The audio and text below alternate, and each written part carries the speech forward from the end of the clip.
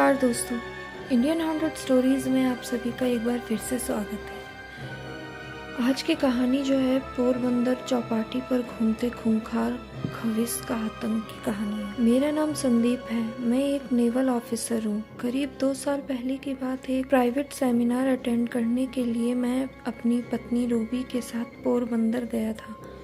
तब कंपनी ने हमारा ठहरने का इंतज़ाम चौपाटी विला में किया था। हम डिनर करने के बाद पार्टी से करीब 1 बजे रूम पर लौटे।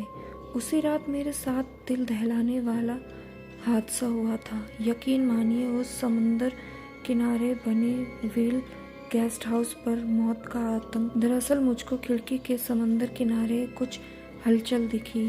शायद वह कोई कपल झगड़ा कर रहा था। मैंने देखा उन दोनों में लड़ाई होने लगी। शायद वहाँ लड़की को बाल से पकड़कर घसीटे जा रहा था। मैं उसी वक्त खिड़की से कूदा।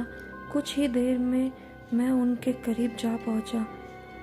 अमावस की रात थी तो वहाँ काफ़ी अंधेरा था। उनकी शक्ल दिख नहीं रही थी। मैं चिल्लाया कि क्या चल रहा है, पुलिस बुलाऊं क्या?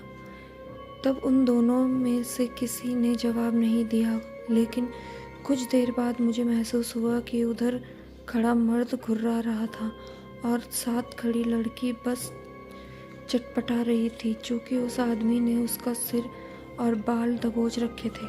अब मेरा पारा चढ़ चुका था। मैंने उसी वक्त बड़ा पत्थर हाथ में लिया और कदम आगे बढ़ाने लगा। मेरा ऐसा करना शायद मेरी बहुत बड़ी गलती थी। अगले ही पल मुझे एहसास हुआ कि उस औरत के पास खड़े जीव के धड़ पर सिर ही नहीं था।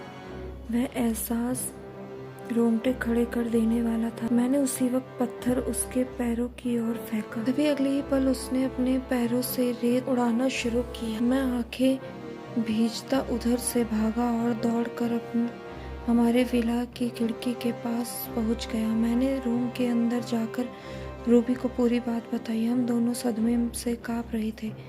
उस वक्त हमने समुंदर की ओर नज़र दौड़ाई, लेकिन वहाँ कुछ नहीं दिख रहा था। शायद वह पारलौकिक शक्ति वहाँ से जा चुकी थी।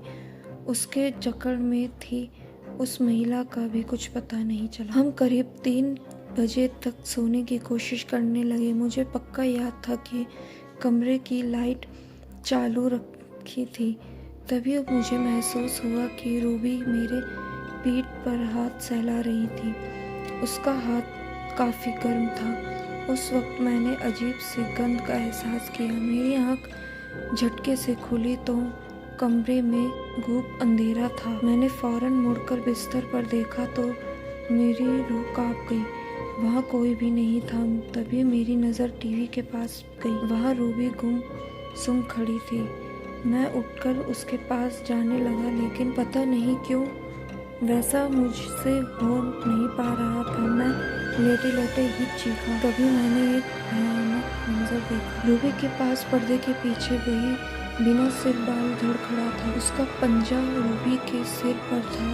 थोड़ी ही देर में मुझे पसीना आने लगा। मेरी आंखें भारी होने लगी। उसके बाद क्या हुआ था कुछ पता ही नहीं चला। मैं जैसे शून्य अवकाश में जा चुका था। मेरी शरीर बेहद ठंडी पड़ चुकी थी। ऐसा लग रहा था कि मेरे शरीर की चेतन खत्म हो चुकी। अगले दिन मैं अस्पताल में था। डॉक्टर ने बताया माइनर पैनिक अटैक हुआ है। रूबी ने कहा रात में कुछ हुआ ही नहीं। वह आज भी यही बोलती है, लेकिन मुझे पता है उस रात का भयानक सच।